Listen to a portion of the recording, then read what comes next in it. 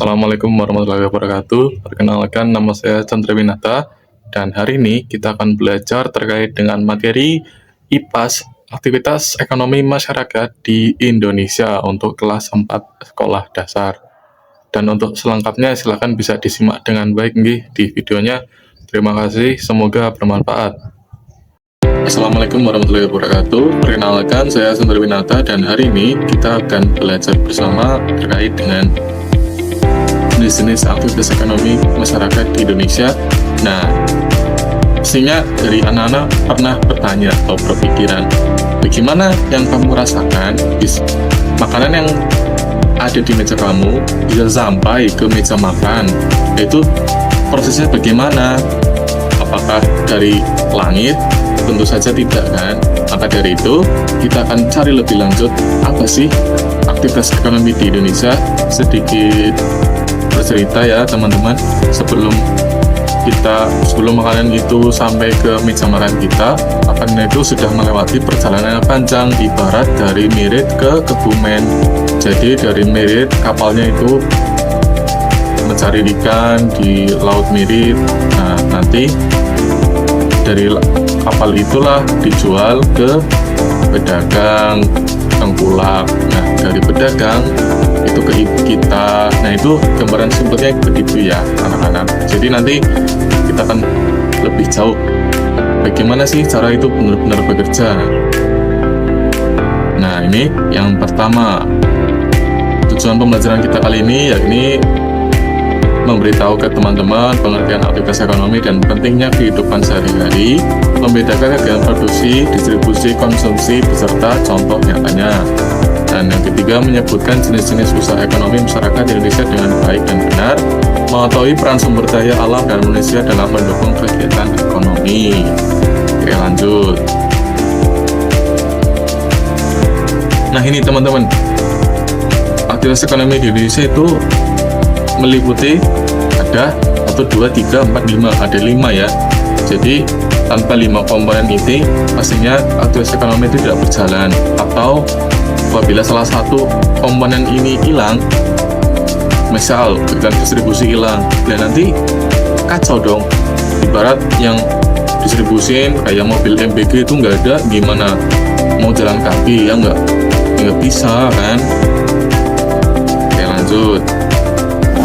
Nah, di sini apa sih sebenarnya aktivitas ekonomi itu?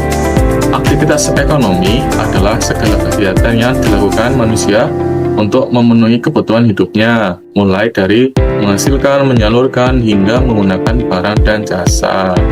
Tujuannya apa sih? Tujuannya yakni memenuhi kebutuhan hidup sehari-hari. Kalau kita nggak melakukan aktivitas ini, kita nggak bisa makan dong. Nanti anak-anak juga nggak bisa makan cilung. Nah, ini dilakukan semua orang, petani, pedagang, pembeli, guru, dan lain-lain. Nah, yang menjadi pusat itu ada 3 ya. 3, yakni ada produksi, distribusi, dan konsumsi. Nah, selain itu anak-anak perlu kalian ketahui, negara kita itu negara yang kaya sumber daya untuk mendukung ekonomi. Di Kebumen aja udah banyak banget pantai yang berkilo-kilometer jauhnya itu loh. Dan kalian kan ada yang di sini jadi nelayan, bapaknya, nah itu kan menghasilkan kan. Nah, itu termasuk aktivitas ekonomi ya anak-anak. Dari ladang sawit hingga warung makan, semuanya adalah aktivitas ekonomi. Kalau di Kebumen ibarat dari pantai Bocor hingga ke warung Masno, itu adalah aktivitas ekonomi. Oke, lanjut. Ya, yang kedua ada produksi. Produksi itu adalah kegiatan yang membuat atau menghasilkan barang dan jasa yang dibutuhkan masyarakat. Orang yang melakukan produksi disebut produsen. Nah, bedakan ya anak-anak, produsen dan produksi. Walaupun hampir mirip, tapi itu sangat beda ya. Nah, ini contoh gaya produksi itu apa aja ya? Ada petani. Ada yang bapak kalian jadi petani, itu kegiatan produksi. Jadi pabrik. Di sini di Kebumen pabriknya ada kan? Nah, itu adalah salah satu contoh kegiatan produksi. Pembuat roti seperti banana itu juga membuat kegiatan produksi. Pengrajin membuat kerajinan, produksi. Oke, lanjut. Kegiatan ekonomi, distribusi. Nah ini anak-anak, kalau kalian sering lihat mobil MBG lewat, itu adalah kegiatan dari distribusi. Distribusi adalah kegiatan menyalurkan barang dari produsen. Nah, ingat ya anak-anak, produsen itu adalah salah satu pelaku yang melakukan produksi, seperti yang di slide sebelumnya ini. Nah, kalau produksi itu baru namanya kegiatan membuat pemasukan barang gitu. Oke, paham? Nah, di sini produsen menyalurkan barang dari produsen ke konsumen, berarti dari pembuat ke pembeli. Orang yang melakukan distribusi disebut distributor. Nah, supir-supir itu disebut distributor. Nanti kalau kalian ketemu Pak sopir MBG, kalian panggil aja Pak distributor. Itu namanya memang Pak distributor. Karena menyalurkan MBG, menyalurkan barang dari warung, dari dapur MBG ke sekolah. Nah, contohnya apa ya? Contohnya ya, ada pedagang menjual beras di pasar, kereta mengangkut hasil bumi, kurir mengantarkan paket ke rumah, supermarket menjual berbagai produk. Nah, ini kalau kalian sering pesan Gojek, itu adalah salah satu contoh kegiatan distribusi. Kalau kalian sering belanja di supermarket, kan biasanya ada tuh yang kayak di Alfamaret, Indomaret, namanya apa ya, kalau nggak salah ada aplikasinya, ada aplikasi. Nah, nanti kalian pesan, nanti kasirnya itu mengantarkan. Itu juga namanya kegiatan distribusi. Oke. Nah, selanjutnya ada kegiatan ekonomi yang berupa konsumsi. Nah, ini konsumsi apa anak-anak? Konsumsi itu sering banget kalian. Kalau di sini seringnya kalian ya yang jadi konsumsi. Apa di sini ada yang udah jadi produsen? Kalau udah jadi produsen berarti bagus ya.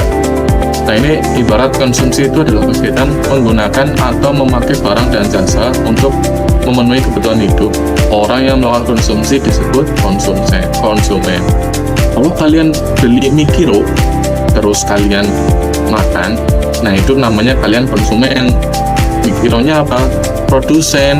Kalau kalian pakai Gojek, Gojeknya bukan produsen tapi distributor. Oke, paham? Nah, contoh kegiatannya apa Pak Guru? Kegiatannya adalah makan nasi, memakai pakaian, membeli buku, menggunakan listrik. Nah, itu adalah contoh salah satu konsumen. Jadi kata kuncinya adalah memakai. Nah, menggunakan atau memakai. Jadi kalau kalian beli, memakan, menggunakan, memakai, itu adalah salah satu contoh konsumen atau konsumsi. Nah, ini ada banyak ya anak-anak jenis-jenis usaha ekonomi masyarakat di Indonesia. Sebenarnya bisa lebih banyak, cuma di slide-nya itu terlalu penuh ya. Nah, ini yang perlu kalian ketahui itu ada 6. Yang pertama ada pertanian. Kalau bapak kalian jadi petani, pasti kalian udah tahu lah pertanian itu meliputi apa aja, yakni ya bercocok tanam untuk menghasilkan bahan pangan bagi masyarakat seperti padi, jagung, kedelai, terus yang lain-lainnya yang bisa ditanam. Peternakan, kalau kalian pelihara yang kambing, sapi, itu adalah jenis usaha ekonomi. Perikanan, kalau kalian bapaknya nelayan, menangkap atau memudahkan ikan dan laut, itu adalah namanya kegiatan ekonomi. Kehutanan, pertambangan, dan perindustrian juga namanya kegiatan ekonomi atau usaha ekonomi.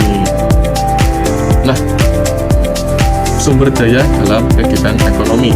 Sumber daya itu apa? Sumber daya itu adalah segala sesuatu yang berasal dari alam dan digunakan untuk kegiatan ekonomi. Contoh, tanah subur, sungai, lautan, tambang, dan mineral industrial melimpah.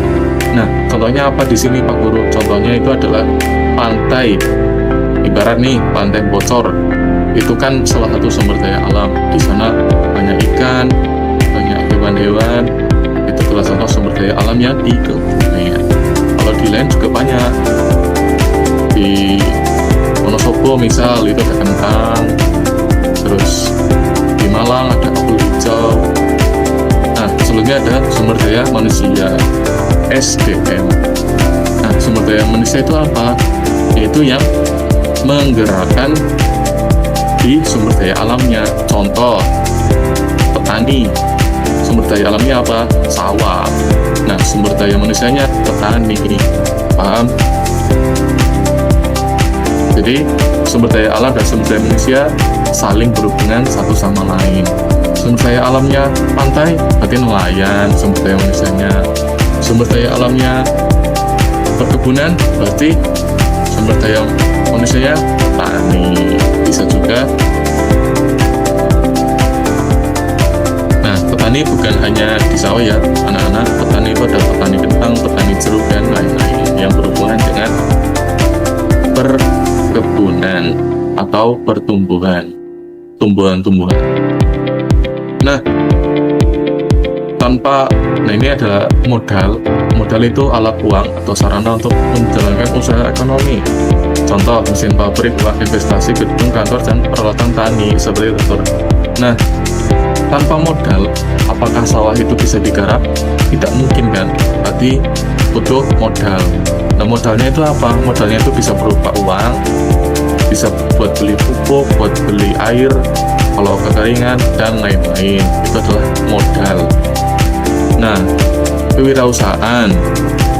Tentunya kalau kita sudah berprofesi jadi petani, pastinya sudah mendapatkan ilmu entah dari bapak atau dari tetangga. Kan coba kalau anak-anak terjun ke sawah tapi nggak tahu apa-apa, kan nggak bisa. Masa sawahnya mau digali sedalam 50 meter, dia mau jadi tambang itu nggak jadi sawah. Nah, tentunya diimbangi dengan kemampuan atau kewirausahaan. Nah, ini ya, anak-anak bisa dilihat di Indonesia kita itu sendiri. Indonesia kita itu negara yang tidak miskin ya, anak-anak. Lihat saja, itu berada di peringkat ketiga produsen beras terbesar setelah Cina dan India. Wah, bisa dibayangkan dunia ini sudah begitu luas. Nah, saking luasnya kita bisa menempati peringkat ketiga, itu kan suatu pencapaian yang luar biasa. Tentunya ada produsen kopi dunia. Bayangkan, dari seluas bumi ini kita bertengger di urutan keempat. Bukannya berarti kita sudah mengelola pun dengan baik sehingga dunia sudah tahu kopi kualitas Indonesia itu sangat bagus. Coba tanyakan ke bapak kalian, apakah bapak kalian sering minum kopi? Nah, itu harus berbangga kalau jadi anak Indonesia. Negara maritim terbesar, iya, seperti yang kita tahu, Indonesia itu adalah negara kepulauan, jadi dihimpit oleh samudra-samudra, banyak ikan, banyak kekayaan sumber daya yang melimpah.